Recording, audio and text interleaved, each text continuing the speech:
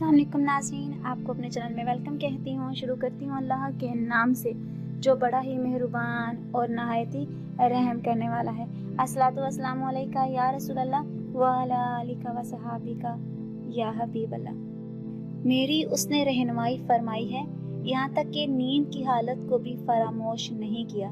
वो नींद जिसमें इंसान तकरीबन अपनी 1/3 ज़िंदगी गुजार देता है। इस्लाम ने इसके बहुत से आदाब और सुन्नतें जिक्र फरमाई हैं। जो शख्स इन पर अमल करेगा इसे सुकून और इत्मीनान की नींद नसीब होगी। परेशानी, बेचैनी और बेख्वाबी से निजात मिलेगी। सूरज का ग़ुरूब होना रात की दलील है।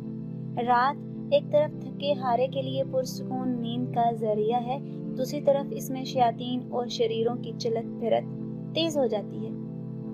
रसूलुल्लाह सल्लल्लाहु अलैहि वसल्लम ने फरमाया, सूरज ग़ुरूब होते वक्त अपने बच्चों और जानवरों को बाहर न छोड़ें, इसलिए कि सूरज ग़ुरूब होने के वक्त से इशा का अंधेरा छा जाने तक शैतान घूमते फिरते हैं और रात की तारीकी में बहुत सी बुराइयां और मुसाइब रूनुमा होते हैं। इसलिए अल्लाह ने हमें रात की तारीकी से पनाह मांगने की तालीम दी है। सूरह फलक में है, और मैं सुबह के रब की पनाह मांगता हूँ तारीक रात के शर से।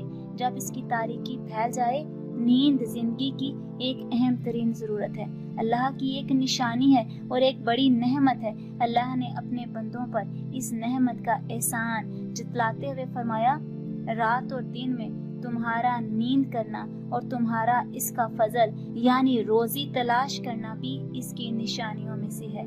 जो लोग कान लगाकर सुनने के आदी हैं, इनके लिए इसमें बहुत सी निशानियां हैं। जल्द से जल्द सोना और बगैर जरूरत के जागने से परहेज करना। सलमा रजी अल्लाह ताला अन्हा से रिवायत है कि रसूलुल्लाह सल्लल्लाहु अलैहि वसल्लम ने इशा से कब्ल सोने को और इशा के बाद गुफ्तगू करने को नापसंद फरमाया है।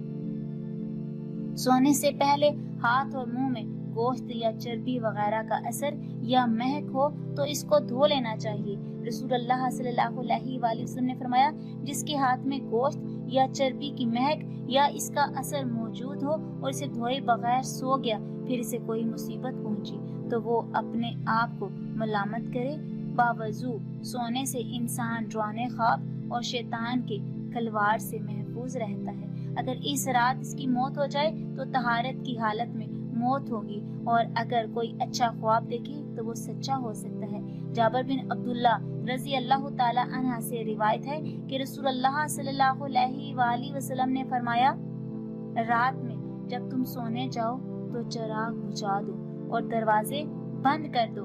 हजरत अब्दुल्ला इब्ने उमर रजी अल्लाह ताला अन्हा कहते हैं कि नबी करीम सल्लल्लाहु अलैहि वसल्लम ने फरमाया, सोते वक्त अपने घरों में आग को जलते हुए ना छोड़ो। एक और रिवायत में है कि चिराग बुझा दो, क्योंकि बाज औकात चूहा चिराग की पत्ती को भड़काकर घर वालों को जला डालता है।